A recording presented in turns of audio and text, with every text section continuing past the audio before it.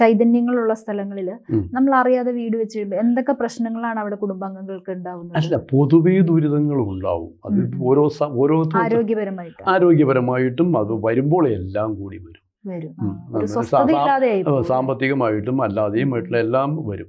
അപ്പം ഇനിയിപ്പോൾ വീട് വെച്ചാൽ പോലും അവിടെ പിന്നെ എന്തെല്ലാം സാന്നിധ്യങ്ങളെയാണ് ഉള്ളത് എന്ന് നോക്കിയിട്ട് അത്തരത്തിൽ ആവാഹിച്ച് മാറ്റുക എന്നുള്ളതാണ് അവിടെ ചെയ്യാനുള്ളത്.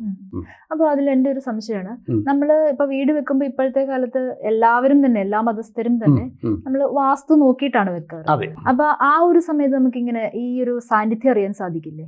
തീർച്ചയായിട്ടും അത് അതിന് സാന്നിധ്യം അറിയാൻ പറ്റും. ഈ പറഞ്ഞ രീതിയിൽ സാധാരണഗതിയിൽ അവിടെ ചെന്ന് കഴിഞ്ഞാൽ അവിടെ വേണമെങ്കിൽ ഈ പറയുന്ന രീതിയിൽ ആ സ്ഥലത്ത് വേണമെങ്കിൽ നോക്കാൻ പറ്റിയില്ലെങ്കിലും ഈ പറയുന്ന രീതിയിൽ പിന്നീട് അത് രാശി വെച്ച്, അതായത് പ്രശ്നം വെച്ച് നോക്കിക്കഴിഞ്ഞാൽ എന്തെല്ലാം സാന്നിധ്യങ്ങളാണ് അവിടെ ഉള്ളത് എന്നറിയാൻ പറ്റും. അതിനെ പിന്നീട് ആവാഹിച്ച് അല്ലെങ്കിൽ എന്തെല്ലാം കർമ്മങ്ങൾ ചെയ്താണ് ആവാഹിക്കേണ്ടത് എന്ന് നോക്കിയിട്ട് അതാത് സ്ഥാനങ്ങളിൽ ആവാഹിച്ച് സമർപ്പിക്കുക.